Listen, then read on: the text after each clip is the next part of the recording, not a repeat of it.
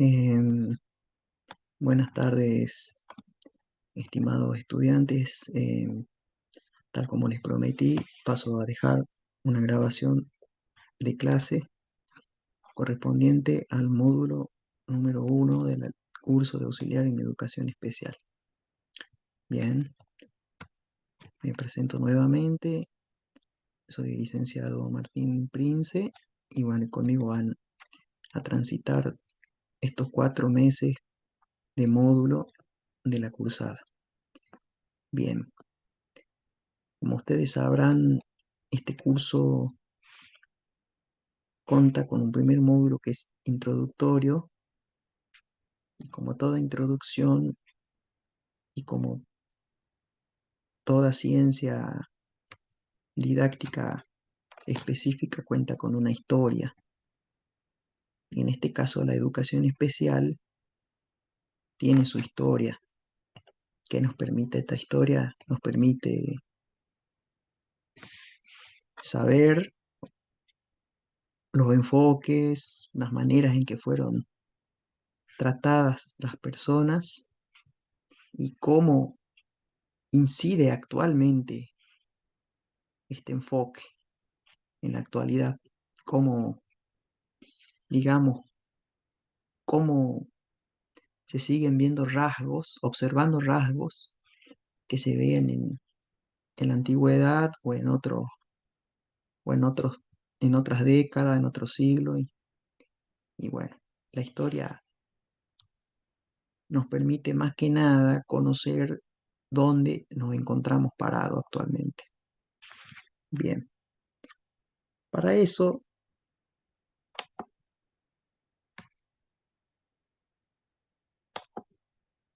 para eso,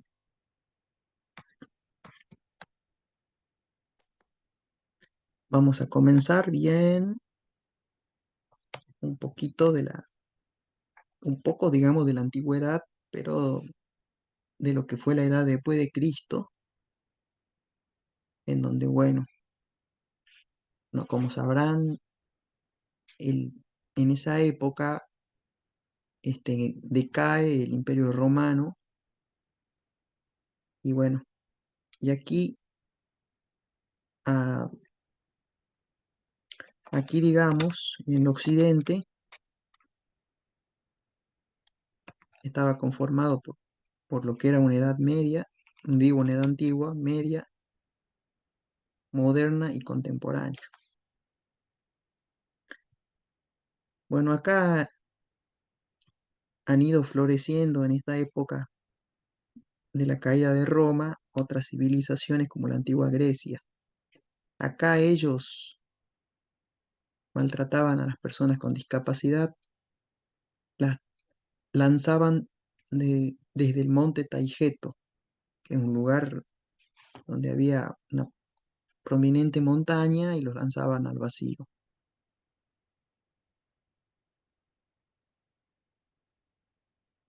Porque ellos al, al hacer esto evitaban tener que lidiar con ellos, y además que no querían una sociedad con personas con discapacidad, digámoslo así. Entonces, aquí Aristóteles es cuando interpreta que empieza a interpretar estas desviaciones, y entonces se involucran otros doctores como Hipócrates, Diógenes, Galeno, que estaban curiosos por estudiar lo que era la demencia, la epilepsia y otras enfermedades atípicas, tales también como las deformaciones óseas, físicas. Y bueno, las antiguas culturas primitivas también lo abandonaban y los dejaban morir así, en digamos, en noches heladas, en el abandono, en el calor, con sed. Entonces, ¿qué era el destino de estas personas con discapacidad? Era la muerte. Era normal el infanticidio cuando observaban la normalidad en los niños. Y si eran no adultos, como que se los aislaba de la comunidad, se los apartaba, porque ellos se los consideraban como incapaces de sobrevivir en la cultura, en la sociedad, más acorde con las exigencias sociales de aquella época, ¿no? Entonces,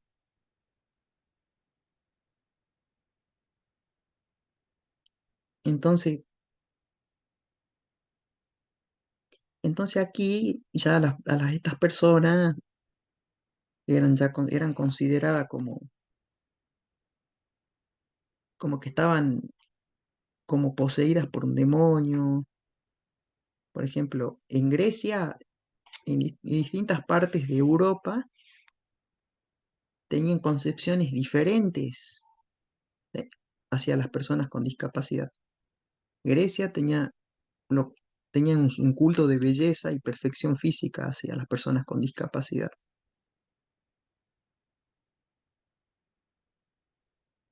En Atenas comenzaban a crearse lugares saludables por su clima o sus aguas para las estancias como le decían antes, enfermos o convalecientes.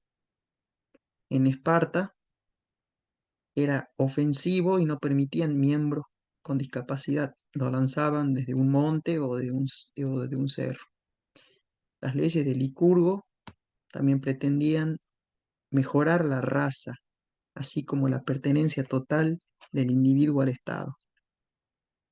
Obligaban aquí a que todo aquel que nazca con una deformidad física fuese eliminado. Esto es lo que, como es conocido, se recurría a lo que se denomina despeñamiento por el monte Taigeto. El despeñamiento es cuando lo lanzan al vacío desde el monte, eso quiere decir, desde un peñasco.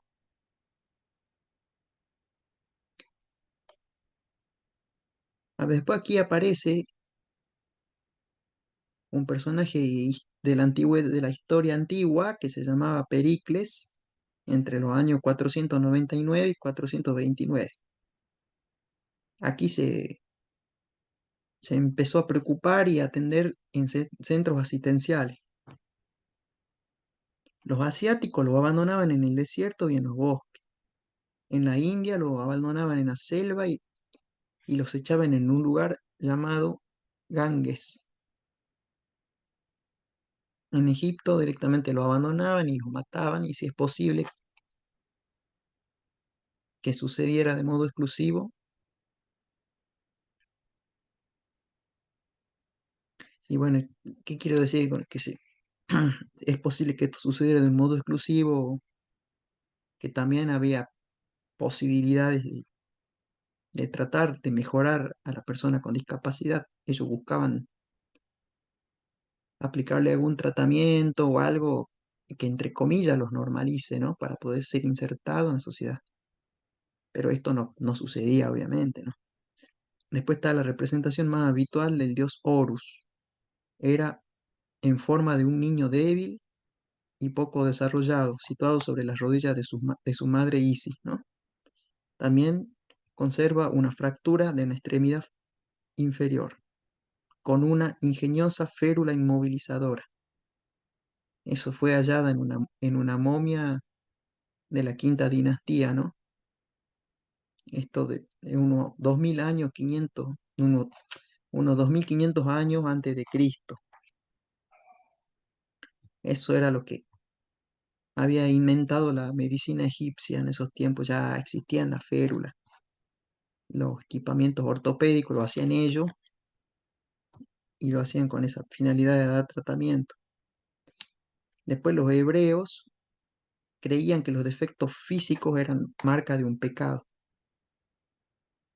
y aquí empezaron a experimentar con ello dándole diferentes tipos de tratamiento. En, por ejemplo, en nosocomios, en hospitales, y obvio brindándole techo, comida y ayuda espiritual.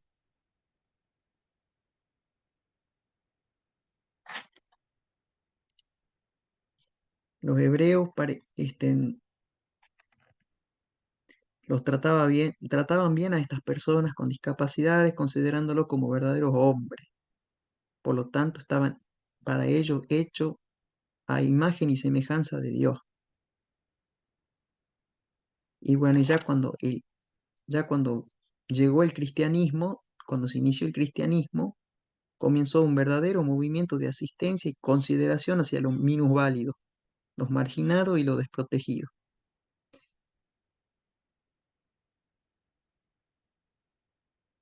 Y no, referentemente a la cultura india masái, ellos asesinaban a sus niños con discapacidad.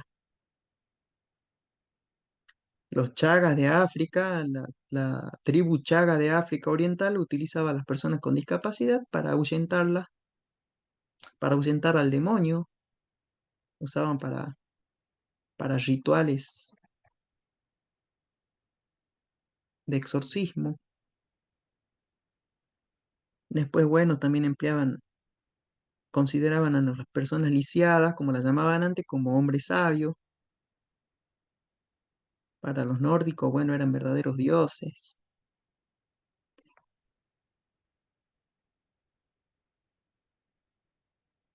Y bueno, como ustedes podrán apreciar, en todo lo que era edad, desde la antigüedad a la edad media, eran infanticidio, cometían crímenes, tratamientos bruscos, marginaciones, exclusiones, como podrán ver, este, lo van a ir encontrando en el material a medida que vayan explorándolo y bueno, no es necesario resaltar detalle por detalle la edad antigua, porque ustedes podrán ver ahí que está de una forma más resumida lo que les estoy explicando. Bueno, después de la llegada de la Edad Moderna, hablamos de la Revolución Francesa, se produce la ruptura, la ruptura del oscurantismo de la Edad Media. Acá se van ya extendiendo aspectos médicos fundamentales para el beneficio de las personas con discapacidad, como la cirugía ortopédica, impulsada por el doctor francés Ambrosio Paré, la confección de prótesis y aparatos ortopédicos en Alemania. En los tiempos modernos aparecen precursores en el campo de la rehabilitación y Tard sienta su base en la pedagogía médica. Posteriormente, Esquirol inicia científicamente el estudio de la discapacidad intelectual y bueno, ya se empezó como a tener un cambio más de mirada hacia las personas con discapacidad. Este, se comienza a reconocer que se debe tener responsabilidad como sociedad ante esta población, ante estas personas, ¿no? Ya, ya a partir del siglo XVIII en Inglaterra ya se dictan leyes de pobres que representan al menos una ayuda para las personas con discapacidad.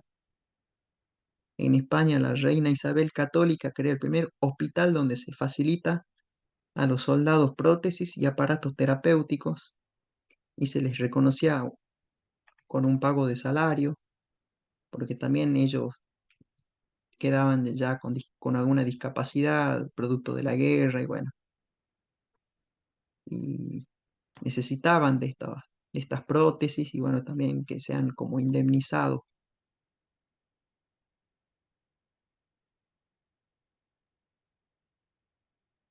Ya la burguesía capitalista ya comienza a crear instituciones para atender a personas ciegas, sordas y con discapacidad intelectual. Durante el siglo, durante el siglo XVIII, una persona que tenía una discapacidad psíquica se la consideraba trastornada y debía ser internada en manicomio, sin recibir atención específica. Acá como que vuelve un poco la marginación, pero ya no no tanto a lo que era el infanticidio, el homicidio. Acá,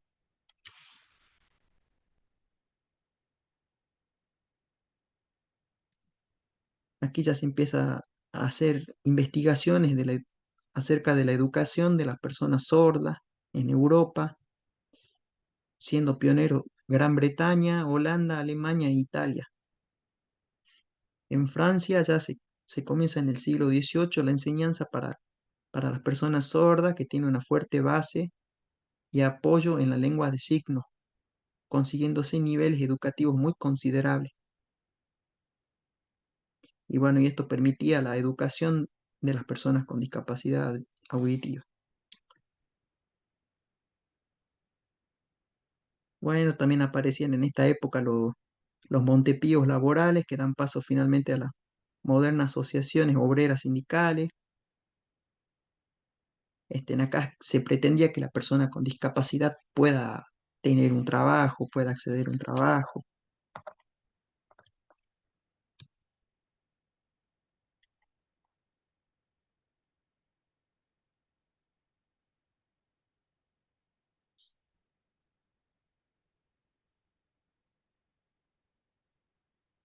Bueno, ya en el siglo XIX ya se comienza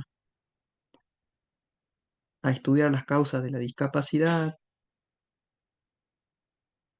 y bueno, ya se seguía teniendo un poco también de pensamientos un poco retrógrados de que los padres eran culpables, los causantes de la enfermedad del niño, de la discapacidad del niño, que era por pecados que ellos cometían y se los aislaban. Esquirol, médico francés, habló de la diferencia mental como una situación caracterizada por el desarrollo defectuoso de las facultades intelectuales. Después hablamos de descubrimientos. Surge el primer alfabeto manual para sordos. En 1822, en Múnich, se crea el Instituto Técnico Industrial, que es una institución que tiene como criterio el desenvolvimiento económico de las personas con discapacidad. Después, en Montpellier, en Francia, se empiezan a crear instituciones hospitalarias para el cuidado de personas con discapacidad. En 1844, se crea la ley de los accidentados industriales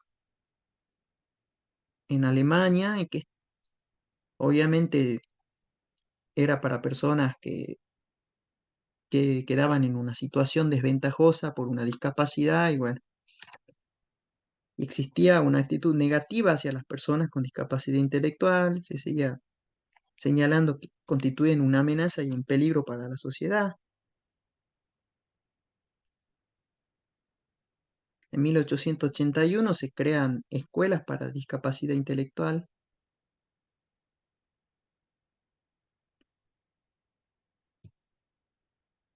y bueno, a principios a principios del siglo XX se inicia lo que es principios del siglo XIX, perdón, se inicia lo que es la institucionalización de un modo específico.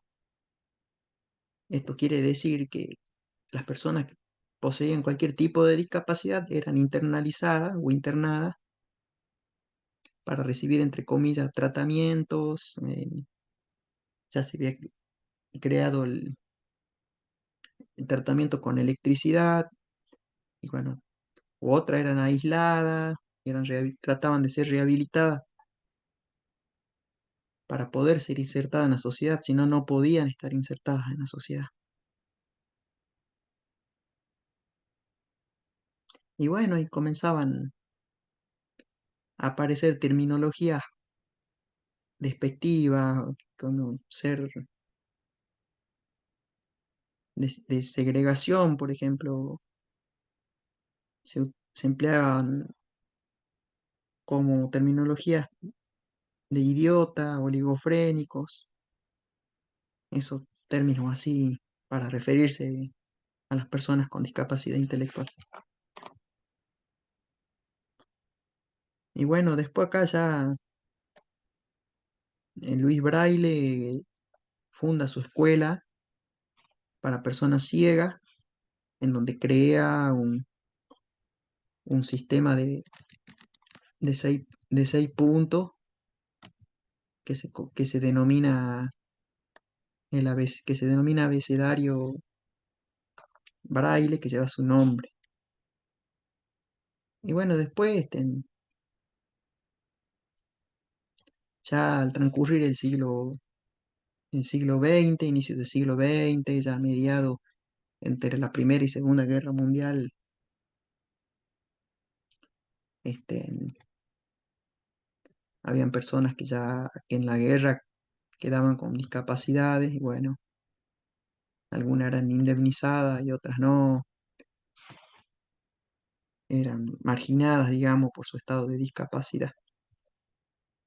Y bueno, al transcurrir ya mediados del siglo XX, década del 70, ya las personas con discapacidad ya comienzan a reclamar por sus derechos a través de manifestaciones, hacen valer lo que les corresponde, salen a marchar a la calle pidiendo ya igualdad de oportunidades, tanto laborales, tanto sociales, y bueno, van evolucionando un poco más, ya al llegar la década del 90, ya se nace lo que se denomina la integración, lo que se denomina el enfoque integrativo. Este enfoque ya considera a la persona que ya la incorpora a la sociedad, pero no permite que se incorporen todas las actividades. eh, y luego nace lo que es el modelo social, ya en la posmodernidad, hasta la actualidad, que bueno, que ya sostiene que la discapacidad ya no es producto, o sea, no se tiene en cuenta lo que son los causantes de la enfermedad, lo que es patológico, los tratamientos, sino que se empieza a considerar que la sociedad es la causante de la discapacidad. Es cuando una persona con discapacidad interactúa con barreras de la sociedad. Entonces ahí este, surge el modelo social. Entonces ya se empieza a hablar, si se elimina estas barreras, ya se empieza a hablar de lo que es la inclusión social. Para ello debemos trabajar conjuntamente, ¿no? Em, bueno, después esto lo irán viendo en el material más detenidamente. Esto es solamente historia.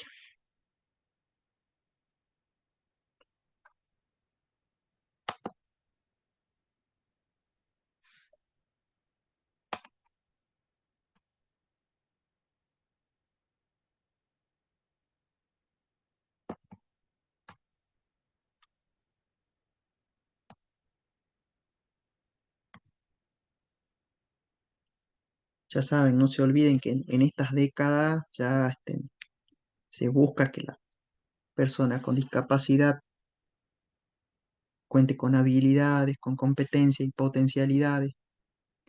Y bueno, y esto va a ser si se le brindan los apoyos necesarios, ya sea en la sociedad, desde también desde lo político, porque también es importante que se gestionen las medidas a tomar, ¿no? Bueno, vamos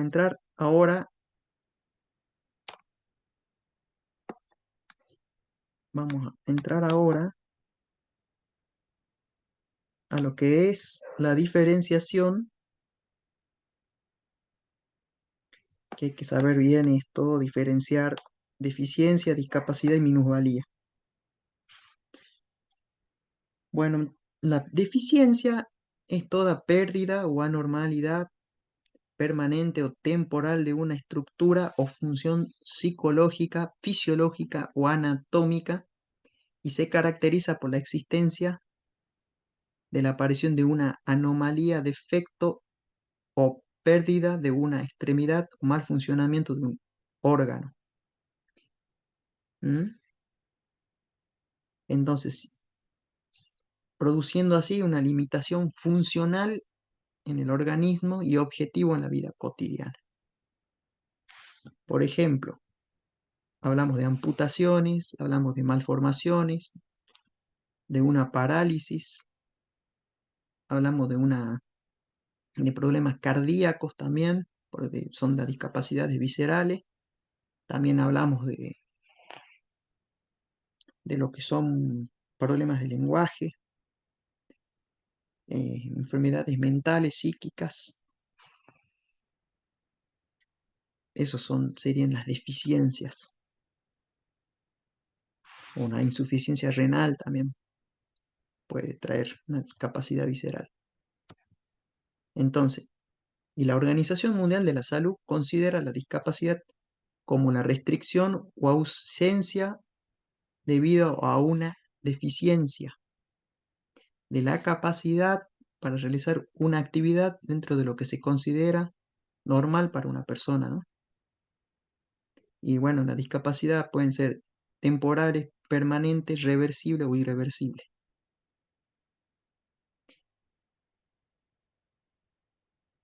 Por ejemplo, la discapacidad se divide en discapacidades, ya sean, puede ser motora, de la comunicación, de la conducta, discapacidad visual y auditiva.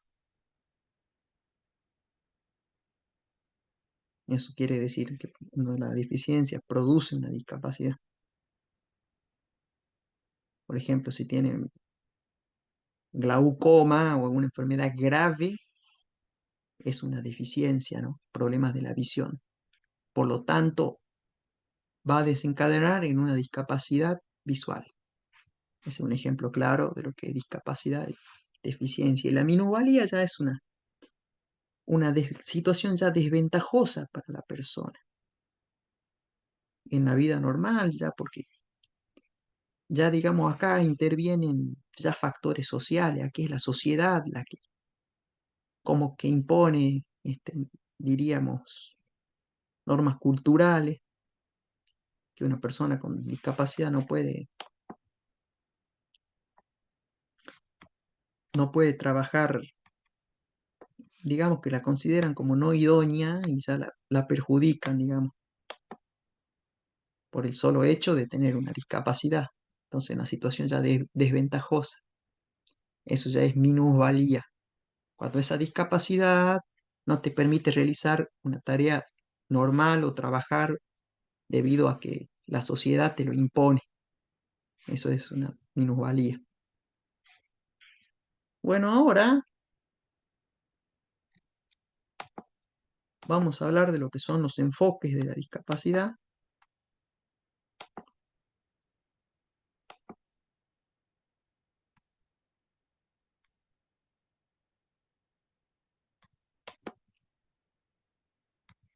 Tenemos,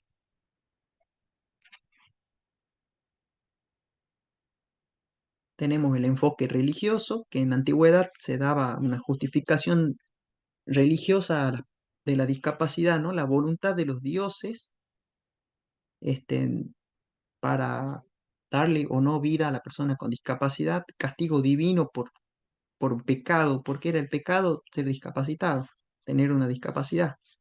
Era más fácil eliminar a las personas con discapacidad que dar respuestas, prácticas, digamos. ¿Mm? Era más fácil eliminarlos. Consideraban que la persona aparte sufría y por esta enfermedad o cualquier enfermedad que tenga y que debía ser sacrificada. Ese era el enfoque que tenía, la mirada que tenía el enfoque religioso.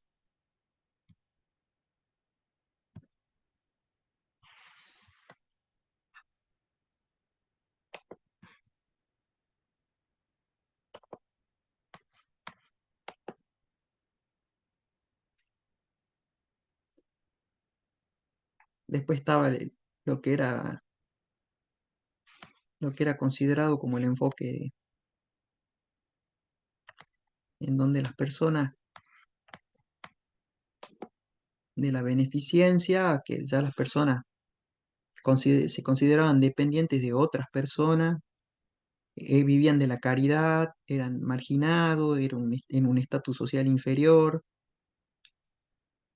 ya era un enfoque caritativo, vivían de la limosna, los consideraban como personas que daban, entre comillas, pena, lástima, como dicen ahora.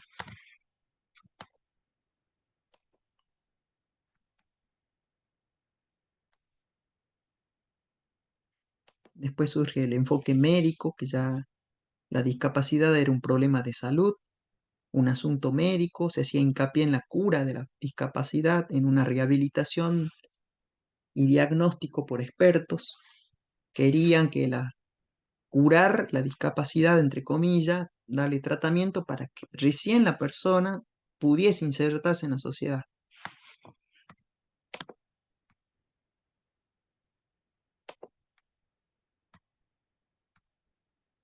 Así era.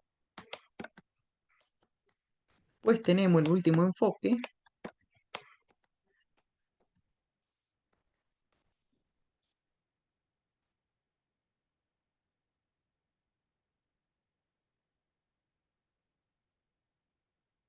de los derechos humanos y que se ve impulsado por la dignidad y la libertad, buscando los medios de respetar y apoyar y celebrar la diversidad humana.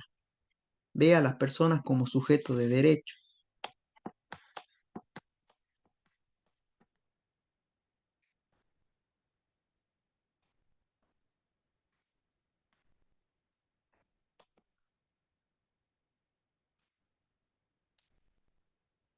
Bueno, y el enfoque social, que la discapacidad es el resultado de la interacción entre personas con discapacidad y un entorno que presenta barreras que pueden obstaculizar su pleno desarrollo. Esos serían los enfoques, y resumidamente hablando, de cada uno.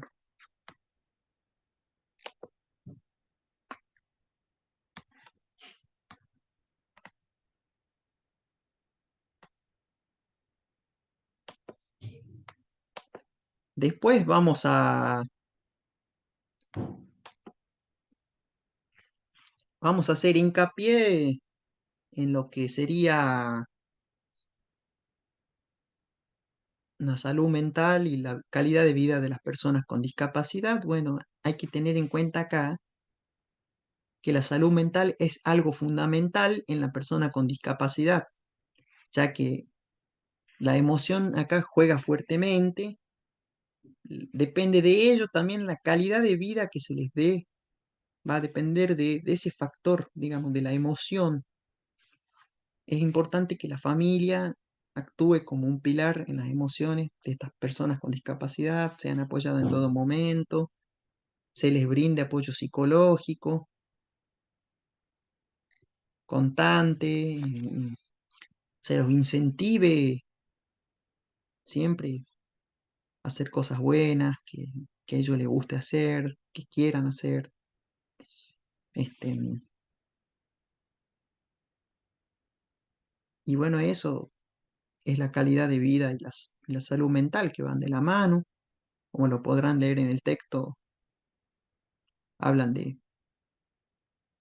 muchas cosas, como por ejemplo de las habilidades para la vida diaria, que lo van a ir visualizando en el texto un poquito más profundo. Y bueno, por último, vamos a ver cuál es el rol de un auxiliar en educación especial. El rol de un auxiliar en educación especial es diverso, digámoslo así, ya que es el que colabora con el docente de educación especial y de educación común.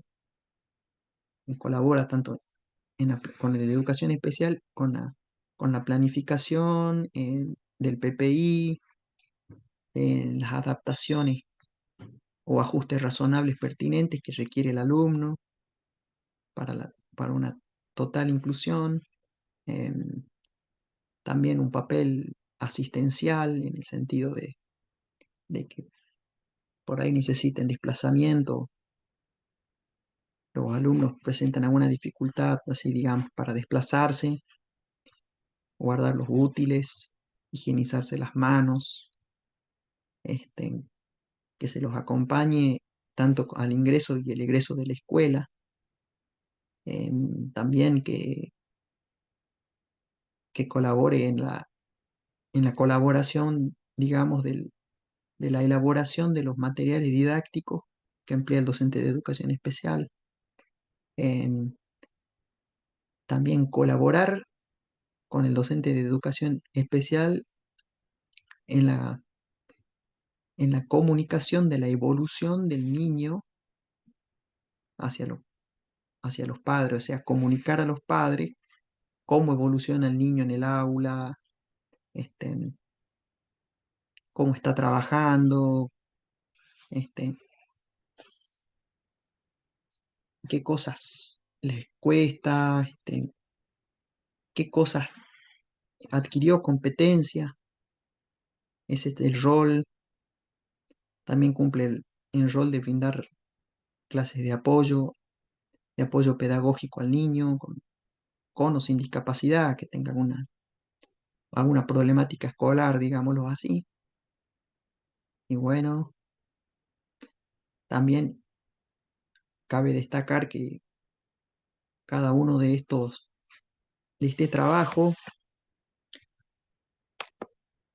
puede ser en una institución de educación privada o pública, de educación especial, por supuesto, desde luego. Y también puede trabajar de forma particular brindando apoyo pedagógico, ya sean clases de apoyo, ¿no? Bueno, ese sería lo que es el rol de un auxiliar en educación especial. En- ya saben, si tienen cualquier duda o consulta, estoy disponible por el grupo, me mandan audio, este, y bueno, si necesitan una tutoría personalizada por Zoom, yo estoy disponible, ustedes solamente me dicen en el horario de 9:30 a 18:30 horas. Bueno, espero que haya sido de su agrado la clase y fue un poco sintética, si bien así, pero con el propósito de que ustedes lo profundicen más con el texto, donde encontrarán más especificaciones y con respecto a la historia no tan amplio, porque solamente sirve para ver dónde estamos parados. En la actualidad, lo que sucedió antes permite ver cómo estamos parados hoy en la sociedad con respecto a la discapacidad y todavía se puede seguir vislumbrando esos enfoques en, bueno, si no, obvio, no en infanticidio ni nada, pero se puede seguir observando que hay una exclusión, una marginación, una discriminación. Y bueno, y todavía estamos trabajando por la inclusión para que deje de ser una utopía y se convierta en algo real. Ya en otros lugares ya las hay, pero falta mucho trabajo todavía. Así que bueno, alumnos, tengan ustedes buenas tardes.